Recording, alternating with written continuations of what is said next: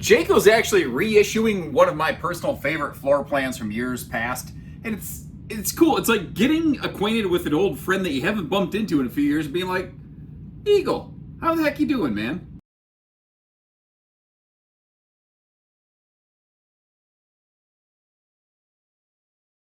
Welcome, everybody. Josh, the RV nerd from Bish's RV, taking a break from my Coldwater, Michigan hometown store. Actually, coming down here to Jayco's facilities today, as they just started running this new 30 CRT model, CRT, something like that, some kind of thing like that.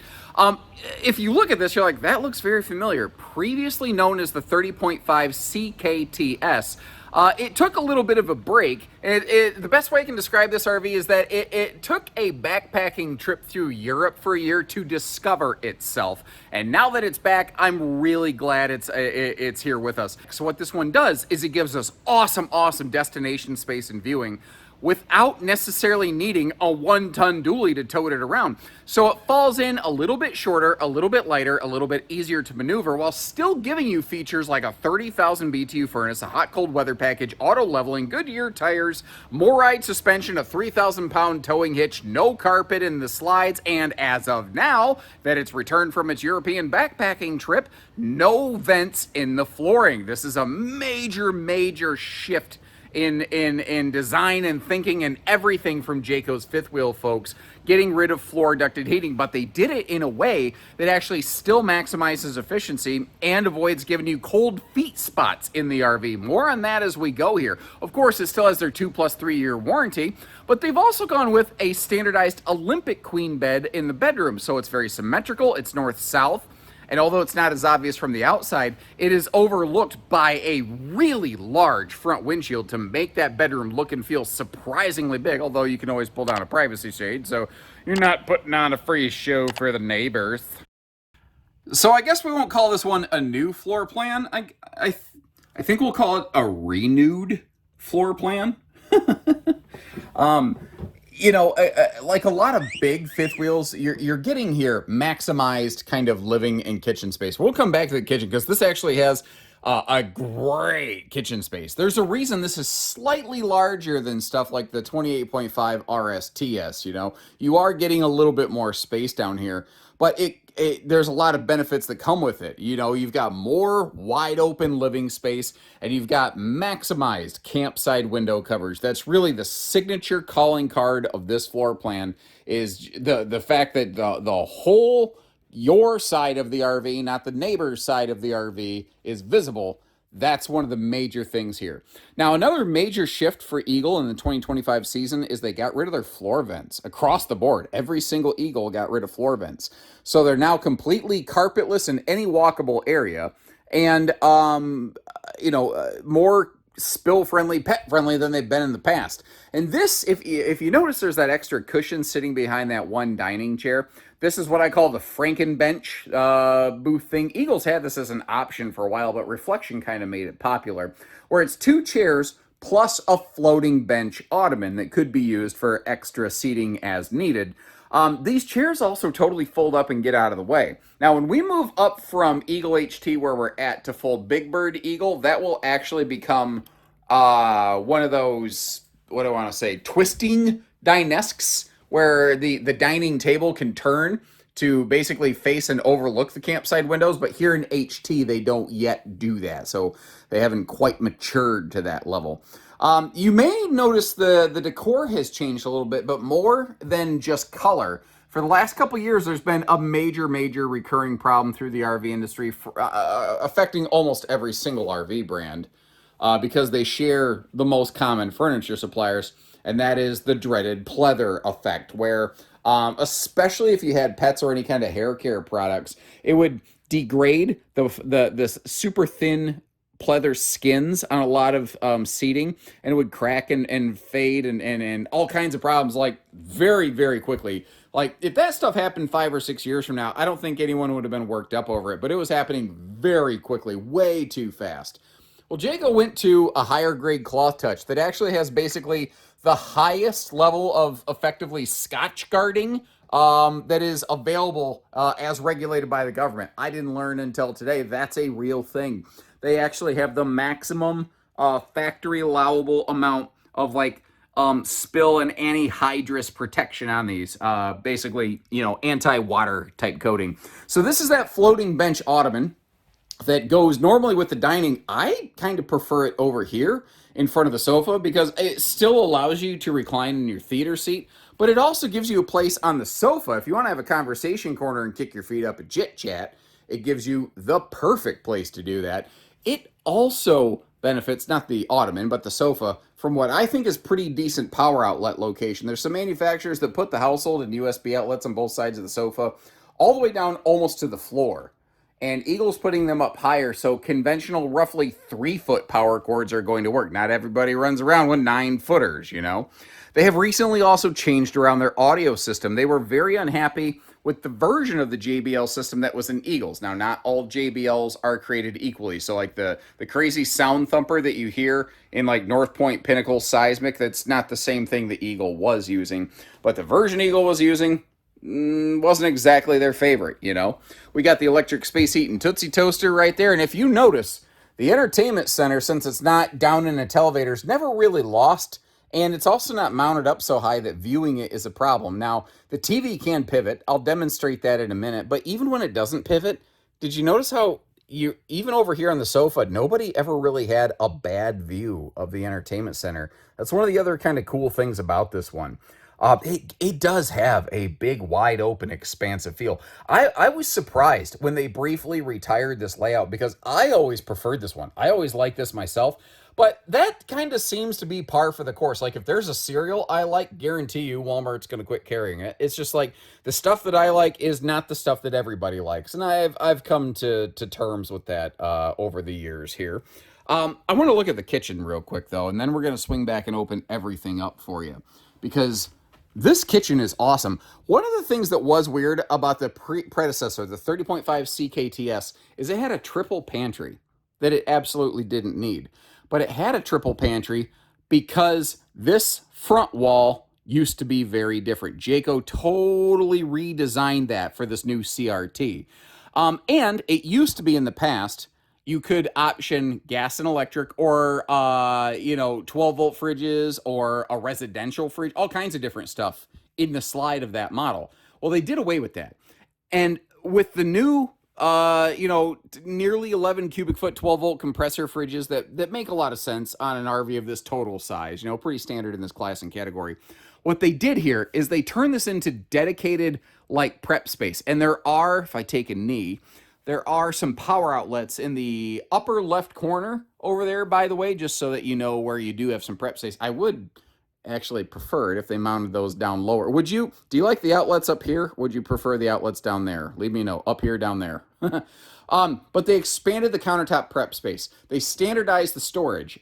And they symmetrized, which is not a word, the rest of the kitchen. So you now have a center-mounted, larger GE profile oven with maximum overhead cabinet space and equal space on either side of that oven.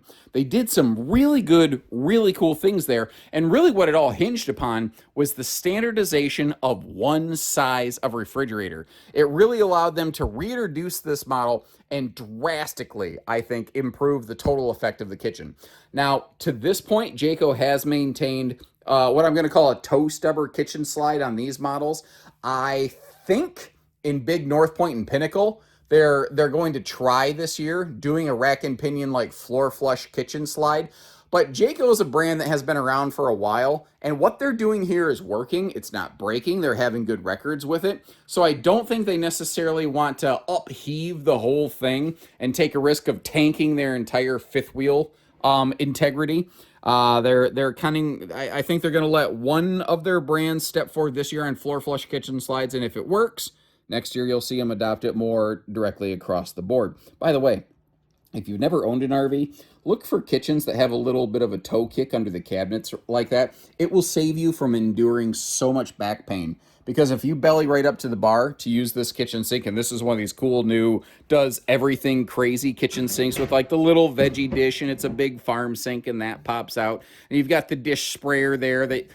Here's a fun party game when it's not filled with antifreeze. See who can hold their face on this and drink the most water for 30 seconds while spilling the least out of that. I've never tried it. I just came up with it. I don't think anyone's ever done it, but it does sound like a pretty funny, good time. I think it's also going to probably be a pretty big mess, so maybe you don't want to do that. I don't know.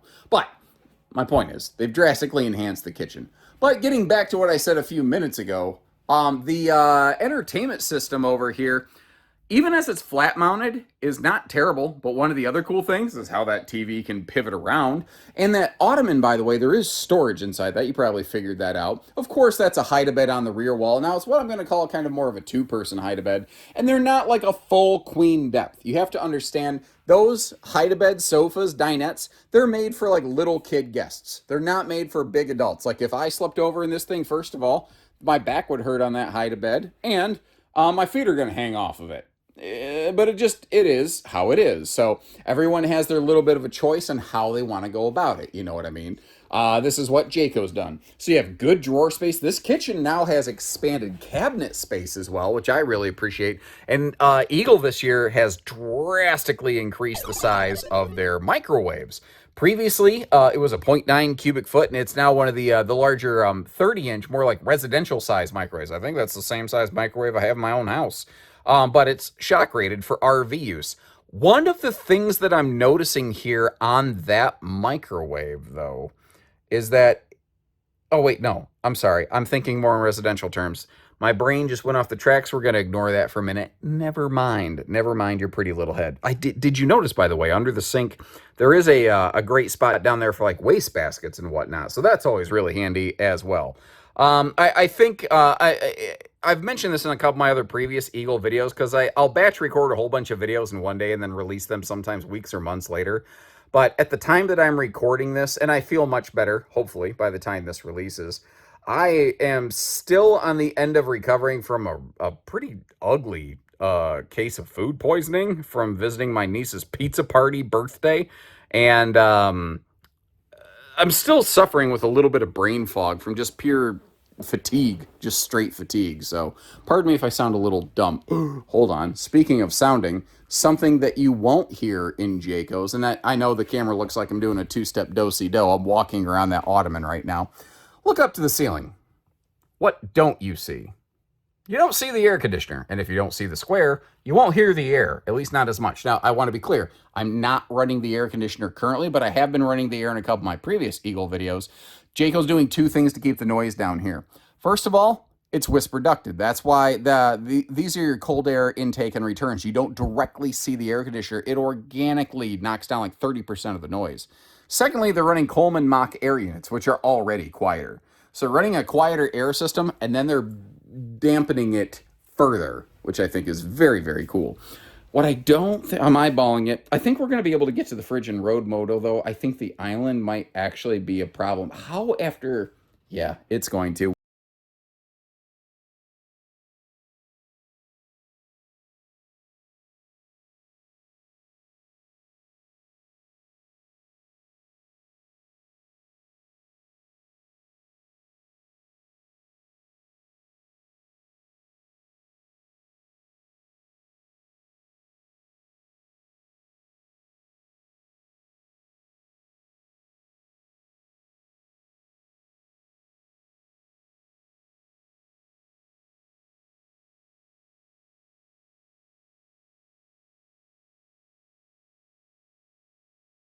Hold that thought.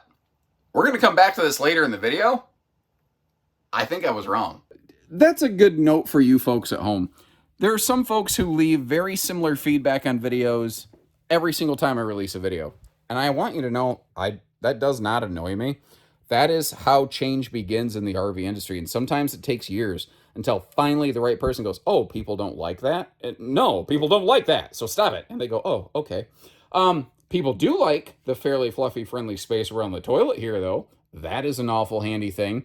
But this might be a bit of a deal breaker for some folks. When they reissued this floor plan, they also reissued the upper deck. They changed the kitchen, but they didn't change around the bathroom. So it still has a dual entry bath and a radius shower. There's just enough headroom in there for me. Now, if I wasn't wearing my shoes, it wouldn't be so bad. But with my shoes, I could barely get my hand above my head. Some people deal breaker right there. And if you appreciate how I'll go out of my way to point stuff like that out, do me a favor, at least hit the like button on the video, leave me a note that says, hey, thanks, nerd, not for me, but what else you got? And I got a couple other options, you know. That is a full medicine cabinet over there, by the way. And if you notice, one of the things that they're doing here, it is dual entry bed and bath. But over there across from us, we have ourselves some pretty solid linen storage.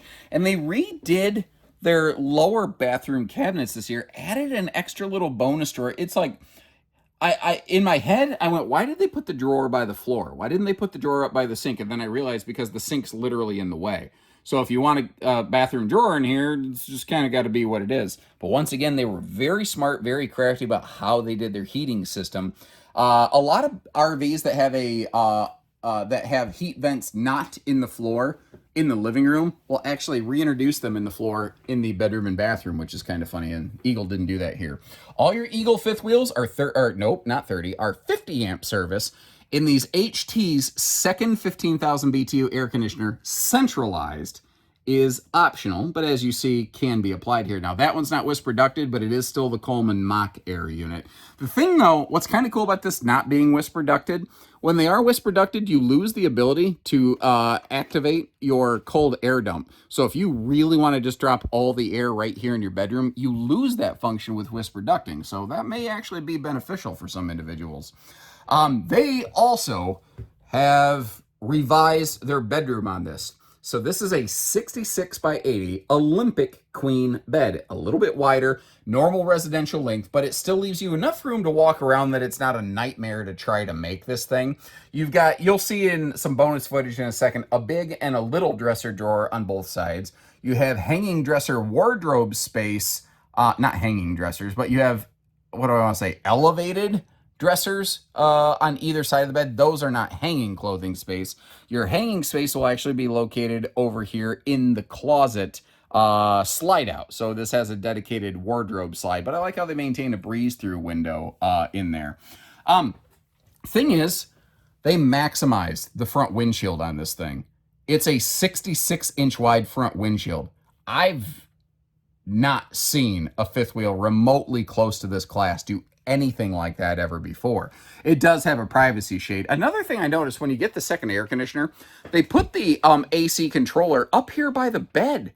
So if you're too hot or too cold at night, you don't even got to get out of bed and put on pants to adjust the air. Anytime I don't got to put on pants, I consider that a good day at the office right there. That's one of the best things about working from home, people. Am I right? And by the way, you do have yourself a nice big breeze across window right there. But to give you an idea here of the storage that you do have in your bathroom, I'm so sorry. Again, I'm recovering. Let me open stuff up. There we go. Looking at all of our storage. Holy cow, that's probably all I needed to say. Another benefit of this bedroom that we're going to get to see in just a second is because your bed's your bed is not mounted in a slide. Because it's in a north-south orientation, you can absolutely make travel stops and sleep in this bed. So this is actually a better traveling floor plan than a lot of bed slide fifth wheels. And if you're saying, yeah, but what about washer dryer? Well, this is not the right fifth wheel for you. They make other fifth wheels for that. This is not the one. The little pocket up by the headboard of the mattress right there, I kind of like that. But I think with the good side stands, I'm not sure that you necessarily need one. That's another thing to kind of consider. If you're a CPAP user or you like having a phone charger next to you or something, a north-south bed arrangement is actually way more accommodating than an east-west bed slide because usually they lack any sort of side stands because it'd make, I'll talk about that in a different video. Well, now I feel stupid not explaining it. So people ask, why don't more manufacturers put bedside stands in an east-west bed slide?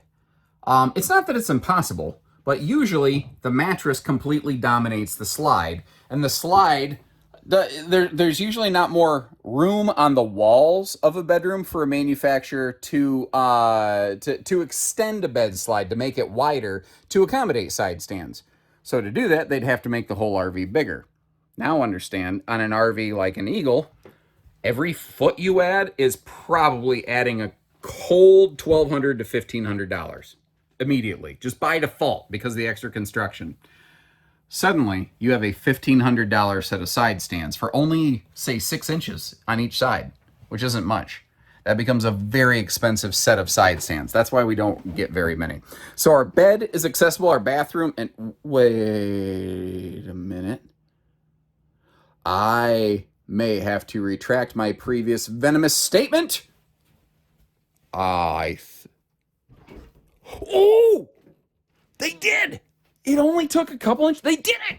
They finally did it. They made it so that the refrigerators travel accessible. Yes! I am so glad to finally see that. I'm so glad they redesigned this kitchen. I really like this thing. But that's just my nerdy 2 cents. If you appreciate how I'll admit, even when I'm wrong, and display it here on camera and get your road mode footage, hit that subscribe button and let's go.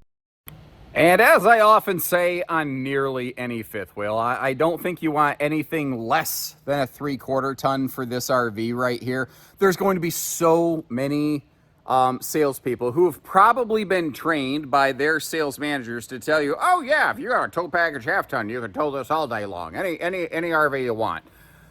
Because their paychecks are on the line, and they don't mind putting your safety on the line for it. I'm not going to be that way. I don't think that's the proper way to go in this. Hang on, hold the phone. All right, sorry, I just saw something in my brain went. So my again recommendation, because of the hitch weight on this versus payload rating on a lot of vehicles, I do think you probably want 3/4. Okay, so to catch back up, I was looking at the awning space. You got a nice big front awning, but it does not have a second awning mounted on the face of the slide. I'm estimating that's probably one of the differentiating factors that you run into on Little Bird versus Big Bird Eagle. This is technically a member of the HT family. When you get up to full-blown Eagle, you will start to encounter dual power awnings. So I guess that's a little detail we want to keep in mind. They are very good though about still maintaining like a wider and 6.5 foot tall entry door, which is kind of handy. And I do like the big handle. It's actually something Eagle was one of the very first to be very good about, is putting the larger handles on things. The outside speakers are actually mounted in the skirt metal, so they're not punching big old thick holes in your sidewalls, which is awful nice. And we do have a respectable, given the size of the RV, front pass-through. That's kind of one of the interesting catch-22 hiccups of having a smaller upper deck, is that means that there's literally less belly space for a big pass-through. That's something you got to kind of keep in mind. Now, the brackets that you saw on the right are for the optional little J-port cooker station with the new Halo griddle. Over on the left, you've got the solar charge controller, because this is outfitted with the optional Overlander 1 solar package. By default, this has no solar. It is solar prepped. By default, it has no inverter. It is inverter prepped. You have 2 factory choices and then a world of aftermarket solutions. You have Overlander 1 from the factory, which is 200 watts of solar on the roof and a 30 amp controller. Pretty cut and dry.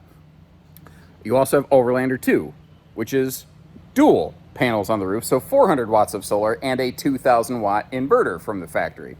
That is all the more that they offer on Eagle HT fifth wheels. When you go to Big Bird Eagle, by the way, best way I can describe Little Bird to Big Bird Eagle, other than obvious floor plan variances, is things that are optional on HT are standard on Big Bird. So the solar package, for instance, you know, the 200 watt solar package, standard on Big Bird Eagle, optional down here. One of the other, last I knew at least, options that was available on HTs is what's called the dry camp package. You do find it on a lot of our Eagles out west, where what it will do is gen prep that front compartment, and it will swap to dual 40-pound propane tanks instead of 30s, which is why that compartment dwarfs the 30-pound tank. It makes it look like a 20-pound tank, but it ain't, so keep that in mind.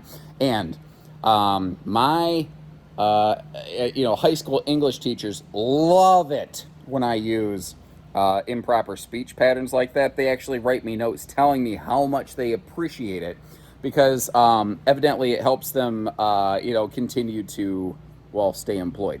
And the 3 canisters that were over there on that wall, this actually has a water purification system now built into it, and it is whole house. Anything that you would drink from runs actually through that purifier. The underbelly's enclosed. It's forced air heated. These are basically every Jayco fifth wheel is individually tested with slides open 0 to 100 degrees. I point that out because not every company does that, all of that, any of that. and it's important, I think. You might have noticed it's also a single-headed sewer outlet. That is a, hold on, let me back up. Slide systems. People like to hear about slide systems, right? You guys want to keep hearing about that? Let me know in the comments. I'll keep doing it. This RV has 3 different slide systems all in place. The bedroom closet slide, very shallow. That's a Schwintek slide, which is actually a decent application of a Schwintek slide. The kitchen that goes straight in and out above the floor, that is a Norco Exact slide system. The seating in the, on the door side, that is a rack and pinion slide system. So there you have it. Now, Goodyear tires and Moride suspension, that is all factory standard on here. TPMS, ooh, I just hit my head on that big old bundle of power cord hanging down. I'm not used to working in a factory setting here. But tire pressure monitoring is optional on HTs. It is standard on Big Bird Eagle. Again, things that are optional on HT tend to be standard on Big Bird. But the construction doesn't change. You've still got your aluminum frame sidewalls. You have your Magnum truss plywood decked roofing, which the number of RVs that are running plywood decking outside of Jayco, I'm not even sure if you could fill one hand counting them. It is a small number of things. 3,000-pound towing hitch on the back. Eagle was actually the first fifth wheel brand to standardize that object across their lineup. So it's a 3,000-pound towing hitch with 300-pound vertical limit. So like if you got a cargo tray or a generator tray or something. Safety chain hooks and a 4-way wiring harness. All of that is good, handy stuff. You can also see, though, the windows are very nicely tinted. Like, the lights are on inside, so can you see through the windows a little bit? Yeah. So keep in mind, it's not like at nighttime you have full jet black privacy, but you do have the blackout roller shades anytime you need that. And you saw the J-port hookup stuff stored in the front pass-through. This is where it goes back here. If you're unfamiliar with the J-port, it's actually laughably simple. It's literally, stop it. It's a 2-inch receiver hitch that comes off the side of the RV. Here's the cool thing. It actually is attached directly to the chassis frame rail, so it can support some serious weight. And you do see how you have a hot-cold outside sprayer there. Auto leveling is also a standard feature on these. I don't want to forget to talk about that. Like Steven Tyler, I don't want to miss a thing. Cause I miss you, baby, and I just won't miss a thing. Am I recording? But I know that if I were you, and I was going to spend this kind of money, because let's be real, RVs are not the least expensive purchase you could make in your lifetime, I would want to know what else is out there, what else is like it. Is it really the best one for me? So that's why I like to leave you links in the video description. One, to check the price tag on this thing, the dollars and cents on it. Pardon me, I'm literally hiccuping off thin air over here. I'm not sure. I got hiccups, so I guess. Now, oh, that hurts. That sucks. Hiccups suck. Why did that have to happen? Anyway, but also other builders who make a layout like this. I'll see if I can't dig a few up. Like, I think one of the most comparable is going to be the Cougar 29 RLI. That will be probably one of the most similar to look at. And if you want like this size, but you want all the way over the top trim package, that would be a Brinkley 2900. All very similar floor plans, just all tuned a little bit differently. So let me know which one you would go with and why. And if you appreciate what we do for you, hit that subscribe button, like our video, and I'll catch you on the next one. Take care, stay safe, have fun, and happy camping, everyone.